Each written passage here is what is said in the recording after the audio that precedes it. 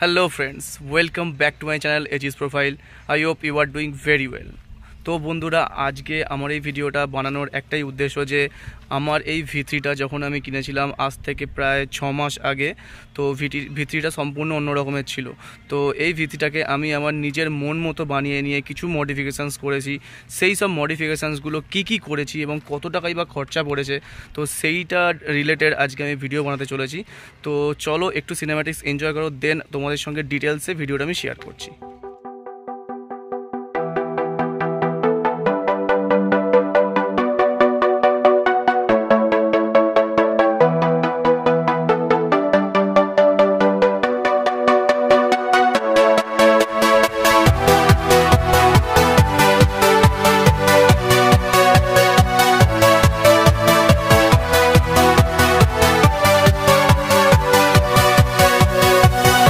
তো প্রথমেই আমরা চলে আসি সামনের ফেসে, যেটা ভিথ্রি সবথেকে উল্লেখযোগ্য একটা জায়গা, যেই সামনেটা দেখেই মানুষ অ্যাট্রাক্ট হয়েছিল ভিথ্রির প্রতি, এবং আমার এই গাড়িটার প্রতি আরও বেশি লোক অ্যাট্রাক্ট হচ্ছে শুধুমাত্র এই মডিফিকেশানগুলোর জন্য।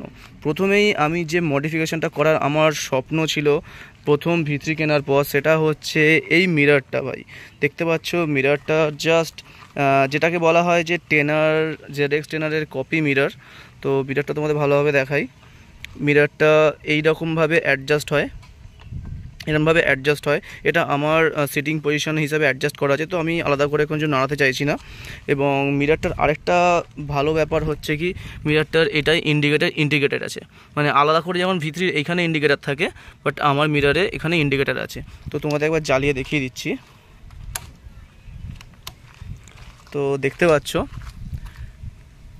এটা হচ্ছে ইন্ডিকেশনটা কাজ করে মিররটা খোলা অবস্থায়, এবং সেম এদিকেও আছে।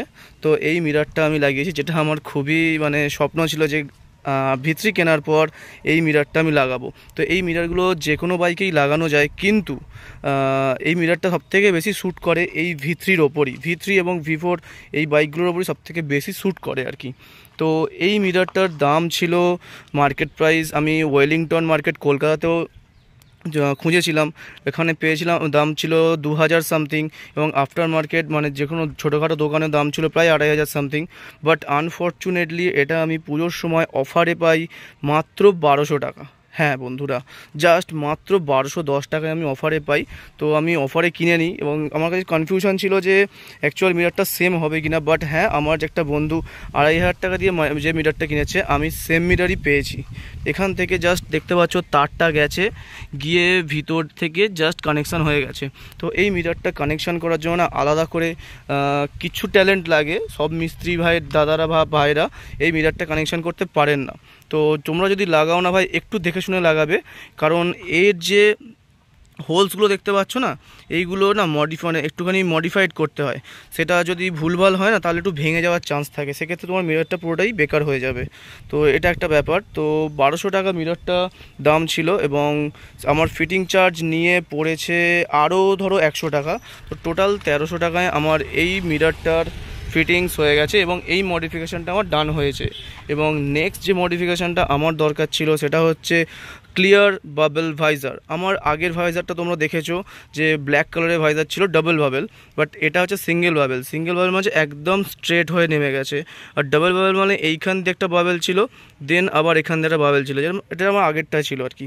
সেটা আমার খুব একটা ভালো লাগতো না, কারণ যখন ডাক ইন করবো না ভাই, মাথাটা যখন নিচু করে আমি গাড়িটা চালাতাম, তখন আমি এখান দিয়ে কিছু দেখতে পেতাম না। বাট এখন আমি এখান দিয়ে সম্পূর্ণ পরিষ্কার দেখা যাচ্ছে। তো আমার এই জন্য এই উইন্ডশিল্ডটা লাগিয়েছি আমি। তো এই উইন্ডশিল্ডটা আমি কিনেছি জাস্ট 350 টাকা থেকে। সিজ্জলদা হচ্ছে শ্রীকৃষ্ণ অটোমোবাইল থেকে আমি কিনেছি। সিজ্জলদা আমি প্রেফার করেছে। তোমরা সিজ্জলদাকে সবাইকেই চেনো, আমার যে দাদার সঙ্গে আমার ট্রেনার নিয়ে ভিডিও করতাম, যে দাদা ট্রেনার ছিল, সেই দাদাই।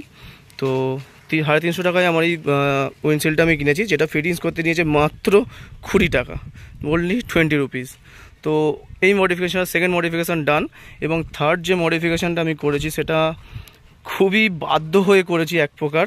এই দেখতে পাচ্ছ টেল টায়ারিটা, ইয়েস, এই টেল টায়ারিটা আমি লাগিয়েছি, কারণ এর যে টেলটা ছিল এইখান থেকে বাড়ানো যেটা ছিল, সেটা আমি লাগাইনি। এবং এই যে ছোট্ট টেল টায়ারিটা লাগিয়েছি, যেটাতে আমার নাম্বারটাও ভিজিবল হচ্ছে, এবং পিছনের লুকটাও দেখতে পাচ্ছ তোমরা অনেকটা একটু স্পোর্টসি লুক আমি পেয়েছি, ঠিক আছে, চাকাটা পুরো দেখা যাচ্ছে।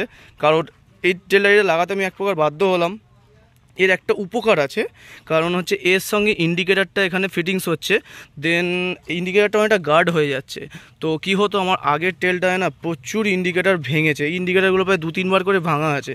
তো কেটিএমের ইন্ডিকেটার বুঝতেই পারছো প্রায় অলমোস্ট 450-500 টাকা করে পিস নিয়েছিল।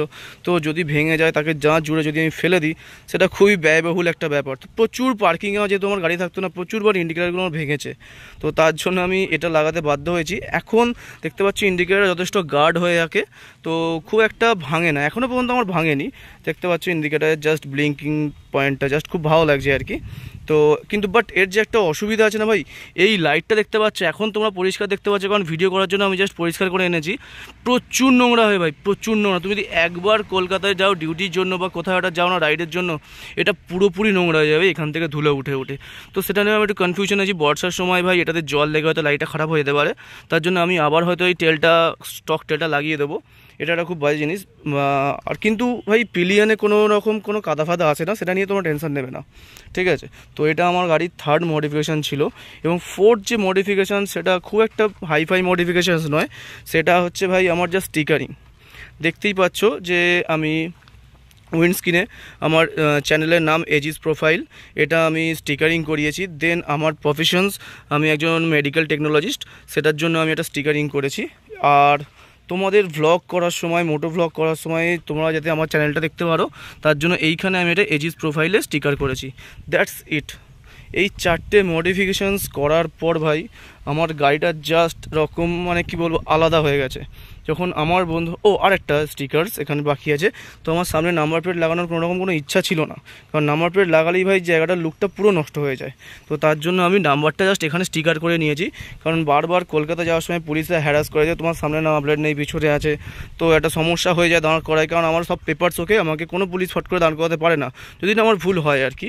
বাট এই নাম্বারটার জন্য আমাকে বারবার দাঁড়াতে হয়। তো আমি এই নাম্বারটা স্টিকারিং করে নিয়েছি। আই থিঙ্ক আর কোনো প্রবলেম হবে না। দেন যদি প্রবলেম খুব বেশি হয়, দেন আমাকে নাম্বার প্লেটটা বাধ্য হয়ে লাগাতেই হবে। এবং পঞ্চম যে মানে 5th যে আমি মডিফিকেশানটা করেছি, সেটা হচ্ছে আমার দেখতে পাচ্ছি খুবই ছোট্ট একটা মোবাইল হোল্ডার লাগিয়েছি। কারণ যখন আমি ট্যুরিং যাব, কারণ আমার খুব তাড়াতাড়ি একটা ট্যুরের প্ল্যান আছে, তো সেই ট্যুরিংটা যে কোনো রকম ট্যুর বা কলকাতায় বিভিন্ন রকম জায়গায় যেতে গেলে আমার যেই রাস্তাগুলো আমি জানি না, সেই রাস্তাগুলো জানার জন্য এইখানে আমি মোবাইল হোল্ডারটা লাগিয়েছি। আর খুব ভালোভাবে মোবাইল হোল্ডারটা ফিটিং হয়েছে, এবং মোবাইল হোল্ডারটা খুবই মানে কি বলবো হাই কোয়ালিটি। এবং সবথেকে মজার বিষয়, এটার দাম খুবই কম, অনলি 300 টাকা ভাই, 300 রুপিস। তো এটাও আমি শ্রীকৃষ্ণ অটোমোবাইল শিবজলদার থেকেই নিয়েছি। খুবই ভালো একটা কোয়ালিটির মোবাইল হোল্ডার আমায় প্রোভাইড করেছে। এটাতে কোনো চার্জিং ক্যাপাসিটি নেই, কারণ চার্জ আমার খুব একটা লাগে না, আর হাই চার্জও হয় না খুব একটা মোবাইল হোল্ডারে যে চার্জিং সিস্টেমগুলো থাকে। এবং নেক্সট যে মডিফিকেশান, যেটা হচ্ছে 6th মডিফিকেশান, সেটা হচ্ছে দেখতে পাচ্ছ একটা ক্ল্যাম্প লাগিয়েছি এখানে, গোপ্রো হোল্ডার যেটাকে বলা হয় আর কি। তো এই ক্ল্যাম্পটা ভাই এইটুখানি ক্ল্যাম্প অ্যামাজন থেকে আমি অর্ডার করেছি ভাই। এই ক্ল্যাম্পটার দাম 350 টাকা ভাই। একটা উইন্ডশিল্ডের দাম 350 টাকা, মোবাইল হোল্ডার 300 টাকা, বাট এইটুখানি একটা ক্ল্যাম্প তার দাম 350 টাকা ভাই। তো এই ক্ল্যাম্পটা লাগানোর একটাই উদ্দেশ্য, যে এইখানে আমি গোপ্রোটা মাউন্ট করতে পারি, এবং ঠিক এই রকম ভিউ থেকে রাইড করাকালীন তোমরা আমার অ্যাঙ্গেলটা দেখতে পাবে। নেক্সট ভিডিওতে আমি এটা লাস্ট সানডে রাইড যখন করেছি, সানডে রাইডেই আমি এটা ইউজ করেছি। তো খুব ভালো একটা ভিউইং অ্যাঙ্গেল আমি পেয়েছি, ঠিক আছে। তো খুবই ভালো লেগেছে আমার, আমি স্যাটিসফাইড। বাট কী হয় বলো তো, এইখানে যখন তুমি ভিডিও গোপ্রোটা লাগাবে না, খুব নড়ে, জার্কিং হয়, তো খুব একটু ভয় ভয় লাগে। তো এই হচ্ছে আমার 6টা মডিফিকেশান আমার বাইকের। তো এই মডিফিকেশানগুলো ভাই করার পর না ভাই জাস্ট কি বলবো, মানে বাইকের লুক এবং যে ইউজেসটা না খুব ভালো বেড়ে গেছে। কারণ স্টক মিররটা আমার লাগানো ছিল, কারণ তাতে না ভাই খুব একটা ভিউইং অ্যাঙ্গেল আমি পেতাম না। অলমোস্ট আমি এইরকম হাফ অ্যাঙ্গেল থেকে ভিউ পেতাম, বাদবাকিটা ভাই পুরোটাই আমার হাতে গার্ড থাকতো। বাট এখন এতটা গার্ড থাকে ভাই, এই পুরোটাই আমি দেখতে পাই পিছনের জিনিসপত্র। তো এই হচ্ছে আমার গাড়ির মডিফিকেশানস। আদারওয়াইজ আমি গাড়িটায় আর কিছু মডিফিকেশান করাতে চাই না, কারণ বেশি জ্যাবড়া করে একদম অত্যাধিক স্টিকারিং করার পর ভাই গাড়ির মডিফাইড খুব একটা ভালো লাগে না। তো তোমরা দেখতে পাচ্ছ আমি স্টক স্টিকারগুলো সবই রেখে দিয়েছি, আর কিছুই করবো না, জাস্ট টায়ারগুলোকে চেঞ্জ করব এবং চেন পকেট বা চেন সেটটা চেঞ্জ করব। তো এই মডিফিকেশানগুলো করানোর পর আমার গাড়িটা কেমন লাগছে সামনে থেকে এবং পিছন থেকে তোমরা অবশ্যই কমেন্ট করে জানিও।